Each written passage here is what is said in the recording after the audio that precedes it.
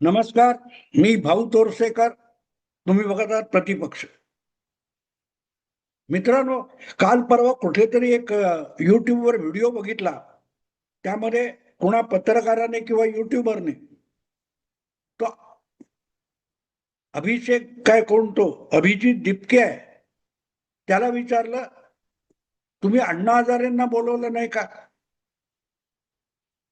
तेव्हा अक्षरशः अंगावरचं झुरळ झटकून टाकावं तसा हा झुरळ श्रेष्ठाने. अण्णा हजारे वगैरेंची गरज नाही, आता त्यांनी रिटायर झालं पाहिजे. आता आलेला जमाना आणि पुढलं भविष्य आम्हा तरुणांचं आहे. त्यांनी रिटायर झालं पाहिजे. कारण जंतर मंतर असो किंवा रामलीला असो, त्याच्यावर सरकार बदलण्याची आंदोलनं जी झाली आहेत, त्यामध्ये अण्णा हजारे हे आंदोलन अण्णा हजारे या नावाने ओळखलं जातं. मी अण्णांचा समर्थक नाहीये. प्रासंगिकतेनुसार मी अण्णा हजारेंचं आणि त्यांच्या लोकपाल आंदोलनाचं समर्थन केलंय. पण ते जे आंदोलन दीर्घकाळ चाललं आणि ज्याच्या समोर सरकार झुकलं नाही, तर ढुंगणावर लाथ मारून हाकललं गेलं, ते आंदोलन अण्णा हजारेंनी केलं होतं. आणि ते आंदोलन अण्णा हजारे यांच्या नावाने ओळखलं जातं. पण त्याच्यामध्ये केजरीवालनी अतिशय चतुराईने अण्णा हजारेंना उल्लू बनवलं होतं. का असे ना, पण आपण आंदोलन कुठपर्यंत आणायचं आणि कुठपर्यंत नाही, हे त्या वृद्ध आणि अडाणी माणसाला कळत होतं. केजरीवालला कळत नसेल, पण अण्णा हजारेंना कळत होतं. कारण ज्या वेळेला अण्णा हजारे जंतर मंतरला बसले, तेव्हा यातले बरेच लोक, आमिर खान, मेधा पाटकर, योगेंद्र यादव, हे सगळे जंतर मंतरवर केजरीवाल आणि अण्णा हजारे वगैरे मंडळी होती त्या काळात, त्या सगळ्यांना पाठिंबा द्यायला पोहोचलेली होती. आणि तुम्हाला आठवत असेल, नसेल तर आठवण करून देतो, की त्या जंतर मंतरवरच्या उपोषणामध्ये रंगतीय बसंतीचे जे कोणी कलावंत वगैरे गेले होते, त्यापैकीच त्यांच्या बरोबर असलेल्या मेधा पाटकर, नर्मदा बचाव आंदोलनाच्या महान जनक किंवा जननी जे काय म्हणाल ते, या तिथे बिसलेरीचं पाणी पितात याच्यावर पण टीका झाली होती. असो, मुद्दा तो नाही. दिपके म्हणतो की अण्णा हजारेंची वगैरे गरज नाही, त्यांनी बाजूला व्हावं. जणू काय हा तरुणपणाचा अमरपट्टा घेऊन आलाय. पुढची 100 वर्ष, 200 वर्ष हा अभिजित दिपके तरुण राहणार आहे आणि वेगवेगळ्या मुलींबरोबर नाच करणार आहे आणि सेल्फी घेणार आहे. वांगचुकला, तो सोनम वांगचुक लडाखचा, त्याला उपोषणाला बसवलंय आणि स्वतः मात्र ऐश आणि मेजवान्या झोडण्याचं काम तो अभिजित दिपके कोणतो करतोय. म्हणजे एक व्हिडिओ मी बघितला, तो बिचारा वांगचुक तिथे बसलाय उपोषणाला त्या मंचावर आणि तो गयावया करून सांगतोय की बाबानो, एक दिवस तरी मला पाठिंबा म्हणून 24 तास उपोषण करा. आप सब ठूस ठूस कर खा रहे हो. ठूस ठूस करचा अर्थ कळतो मित्रांनो? हिंदीत शब्द आहे तो दाबून खा. दाबून दाबून तुम्ही खाताय, मेजव्यानं करताय, पक्वांना हादडताय आणि मी इथे उपाशी बसलोय. माझ्या शरीराचं त्राण घटत चाललेलं आहे. एक दिवस तरी पाठिंबा म्हणून खरोखरचं उपोषण करा.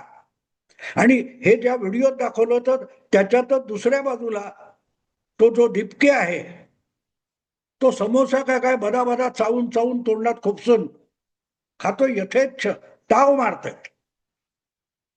तक्रार एवढीच आहे की तिथे येणारे लोक, झुरळांच्या आंदोलनाला येणारे जे लोक आहेत, ते नेमकं नाश्त्याच्या वेळेला हजेरी लावतात, दुपारच्या खाण्याला हजेरी लावतात आणि रात्रीचं जेवण झालं की गायब होतात.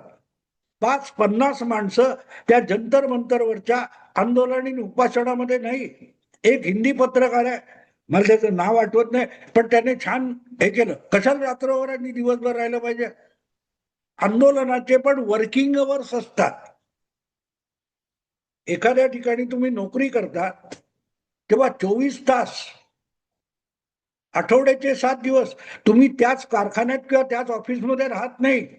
तुमचे वर्किंग अवर्स असतात. वर्किंग अवर्स म्हणजे काम, धंदा, नोकरी, चाकरी. जेवढे तुमच्या आयुष्यातले तास आणि श्रम तुम्ही त्या कंपनीला, त्या संस्थेला दिले, तितका वेळ तुम्ही तिथे हजेरी लावता आणि असेल ते काम करता. त्याला वर्किंग अवर्स म्हणतात. या हिंदी पत्रकाराने फार चांगला शब्द वापरला. अरे आंदोलनाचे पण वर्किंग अवर्स आहेत ना. रात्री तिथे बसून काय करणार? कोण तुमच्या घोषणा ऐकायला आहे? मग रात्री बसून काय करणार? आणि रात्री तिथे उघड्यावर झोपून काय करणार? त्यामुळे ते येतात, काय 2 तास, 8 तास, 6 तास बसतात, खातात, पितात आणि जातात. आणि फुकट खाण्याची सोय असेल, लंगर लागलेला असेल, भंडारा असेल, तर तिथे का नाही जायचं? कोण इथे खायला पुरवतोय? नाही नाही, कोणते मुस्लिम टोप्या घालून अगत्याने येणार अशा ठिकाणी ते सरदारजी किंवा मुस्लिम असतात, ते अगत्याने आपला धर्म दाखवायला येतात. आणि काय काय अगदी बिस्लेरीच्या बाटल्या आणि काय काय खाणं पिणं, कुरकुरे, फुरफुरे, सुरसुरे, लंच पॅकेट्स. हे आंदोलन जगात पहिलं बघितलं आम्ही अण्णा हजारेंच्या आंदोलनात. पण अन्न पाणी वाटलं जात होतं, नाही असं नाही, पण फक्त खाण्यासाठी तिथे लोक येतात, एवढी तर टीका झालेली नव्हती. आणि विचारा वांगचूक बसलाय, त्याला टॉयलेटला कुठं जायचं ही समस्या आहे. मग आंदोलनाची नवी मागणी आली की इथे मोबाईल टॉयलेट आणून ठेवा. जगाच्या पाठीवर कुठे तुम्ही आंदोलनकर्त्यांच्या मागण्यांमध्ये मोबाईल टॉयलेट पाहिजे ही मागणी बघितली का? पण असो, मला त्या बिचाऱ्या वांगचूकची दया आली. मंचावरून हातात माईक घेऊन त्याला सांगायला लागतंय की बाबांनो, एकदा तरी प्रामाणिकपणे 1 दिवसासाठी सिम्बॉलिक उपोषण करा. आणि एक काहीतरी 14-15 वर्षाची मुलगी म्हणतो, तो क्यों नाही, भरपेट भी भूक हडताल हो सकता है. सगळ्या व्याख्या बदलतायत मित्रांनो. एक 14 वर्षाची मुलगी, जिला नीट NEET म्हणजे काय ते माहिती नाही, ती धर्मेंद्र प्रधानचा राजीनामा मागायला आलेली आहे. कुठून? हरियाणा काय आणखीन कुठून? आंदोलन आणि चळवळ याची एवढी भयंकर, भीषण आणि लज्जास्पद टिंगल यापूर्वी कधीही झालेली नसेल. आणि हळूहळू त्याचं रिअलायझेशन यायला लागले. त्यामुळे त्यामध्ये स्वतःला डावे सेक्युलर म्हणवणारे लोक हातपाय काढून यायला लागले. दिपकेचं घ्या, आता म्हातारे कशाला पाहिजेत? अरे मग म्हातारे कशाला पाहिजेत? तर 60च्या 70च्या घरात असलेला योगेंद्र यादव काय करत होता? तो हगत होता आणि तुझ्या तोंडात भरवत होता. योगेंद्र यादवला तिथून तत्काळ हाकलण्याची हिंमत दिपकेमध्ये का नव्हती? असो, सांगायचा मुद्दा मित्रांनो असा आहे की बिचारा सोनम वांगचुक यात फसलेला आहे. मला तो पिपली लाईव्ह सिनेमा आठवतो. पिपली लाईव्ह नावाचा सिनेमा 15-20 वर्षापूर्वी कधी आला होता. आमिर खानच्या कंपनीने तो काढलेला होता. त्यामध्ये असंच पत्रकार आणि मीडिया हे कशी आंदोलनं उभी करतात याचं जिवंत चित्रण होतं. अर्थात त्या काळात तो इतका बेशरमपणा नव्हता जो आता आहे. कोणतरी अमेरिकेत बसलेला एक पोरगा सरन्याधीशांच्या एका वक्तव्यातला एक शब्द उचलतो आणि कॉक्रोच जनता पार्टी म्हणून काहीतरी एक पोस्ट टाकतो आणि जगभरात त्याला 2 दिवसामध्ये 2 कोटी सदस्य मिळतात. आंदोलनं अशी होतात, आंदोलनं अशी होतात व्हर्च्युअल.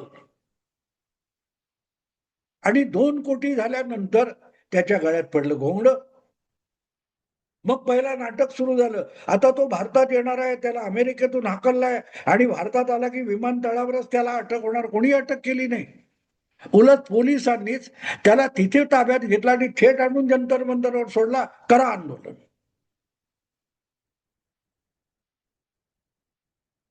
ही असली आंदोलन ही सुद्धा नवी नाहीत मित्रांनो. जाता जाता एक गोष्ट मुद्दाम अगत्याने सांगेन. साधारण 35 वर्षापूर्वी प्रसिद्ध लेखक, नाटककार, कादंबरीकार जयवंत दळवी यांनी एका दिवाळी अंकामध्ये, बहुतेक 1987-88 ची गोष्ट असेल, जयवंत दळवी यांनी दिवाळी अंकात एका लेख लिहिला होता की त्यांनी अशा सेक्युलर राष्ट्रसेवा दल वगैरे समाजवादी संघटनेतून काढता पाय का घेतला. ही थोतांड सेक्युलर समाजवाद्यांची ही नवी नाहीये. आम्ही आंदोलक, आम्ही चळवळीतले, हे अजिबात नवीन नाहीये, त्या काळापासून होतं. पण निदान त्या काळातले नेते जे बोलत होते ते त्यांची प्रामाणिक समजूत होती.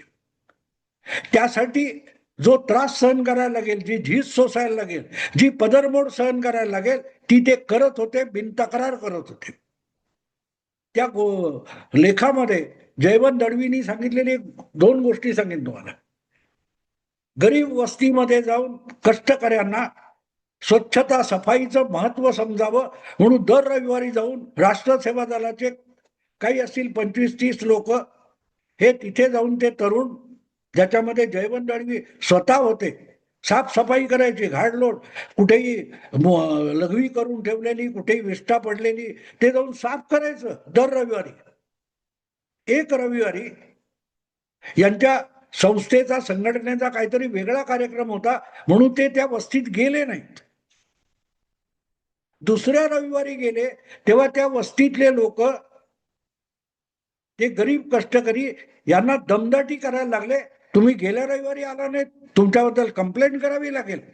म्हणजे हे एक चळवळ म्हणून सफाई शिकवायला त्या वस्तीत गेले होते आणि त्या वस्तीतल्या लोकांना यांनी एवढंच शिकवलं की हे म्युन्सिपाल्टीचे कर्मचारी आहेत आणि त्यामुळे गेल्या रविवारी आली नसेल तर त्यांनी कामचुकारपणा केलाय, त्याची तक्रार करावी लागेल. जयवंत दळवी हे स्वतः विचार करू शकणारे होते. पोपटपंची करणारी डावी चळवळ त्यांना माहिती नव्हती का त्यांना नको होती. दुसरी गोष्ट त्यांनी सांगितली की त्यावेळेला एक फॅड समाजवादी पक्षाने, प्रजा समाजवादी वगैरे काढलं की धान्याची कोठारं फोडायची आणि गरिबांच्या हवाली करायची म्हणून सत्याग्रह सुरू झाले. मग 5-50 कार्यकर्ते आणि त्यातले 5 लोक सत्याग्रह करणार अशी घोषणा करायचे. मग एखाद्या गोडाऊन असेल त्याच्या अलीकडे प्रतिबंधित एरिया पोलीस सांगायचे, तिकडे अलीकडे त्यातले 4-5 जे सत्याग्रही असतील ते भाषण करायचे, त्यांना उरलेले कार्यकर्ते हार घालायचे आणि मग हे 5 सत्याग्रही घोषणा देत त्या गोडाऊन पर्यंत जायचे, गोदामापर्यंत जायचे. पण एकदा लोअर परेल जवळच्या एका गोदामाचे कुलूप तोडून ते फोडायचं ठरलं होतं, पण तिथे पोलिसांनी प्रतिबंधित एरिया लागू केला नव्हता आणि त्यामुळे हे सगळं नाटक झालं. आणि जेव्हा ते घोषणा देत सत्याग्रही पुढे गेले तेव्हा पोलिसांनी त्यांना अडवलं सुद्धा नाही. पोलीस लांब उभे राहून हसत होते आणि सत्याग्रहींना किंवा कार्यकर्त्यांना कळत नव्हतं की पोलीस अडवत का नाही. हे गोडाऊन पर्यंत पोहोचले.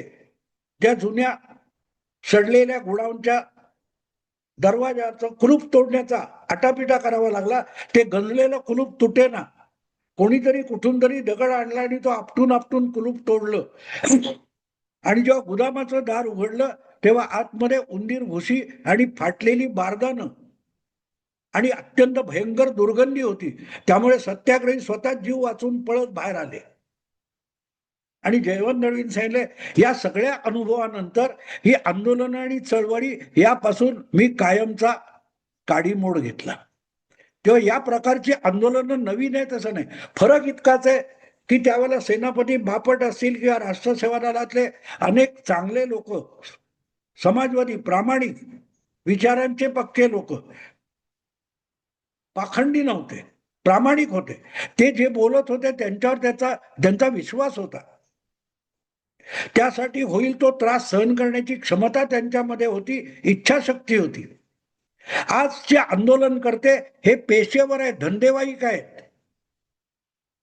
ते त्यातून उत्पन्न मिळावं, चैन करता यावी, लोकांसमोर गबाळं दिसायचं आणि विमानाने प्रवास करायचा, असा अत्यंत साधेपणा या आंदोलकांमध्ये असतो. आणि त्यामध्ये हा बिचारा वांगचूक फसलाय. त्याला खरोखर उपोषण करावं लागतं, कारण कायम कॅमेरे त्याच्या तोंडावर लागलेले आहेत, दिवस असो रात्र असो, आणि त्याला चोरून पण खाता येत नाही. तसे तर आपले जरांगे पाटील पण 12-13 दिवस उपोषण करतात. अण्णा हजारेंनी दिल्ली नंतर जेव्हा मुंबईत बीकेसी मध्ये तो प्रयोग केला, तेव्हा गर्दी जमेना 2-3 दिवस. मग केजरीवालने नेहमीप्रमाणे आरोप केले होते, महाराष्ट्र सरकार लोकांना येऊ देत नाहीये. बांद्रा किंवा कुर्ला त्या स्टेशन पासून बीकेसी कडे येण्याचे रस्ते, बसेस, गाड्या पोलिसांनी अडवून धरलेले आहेत. पण झालं काय? काही नाही झालं.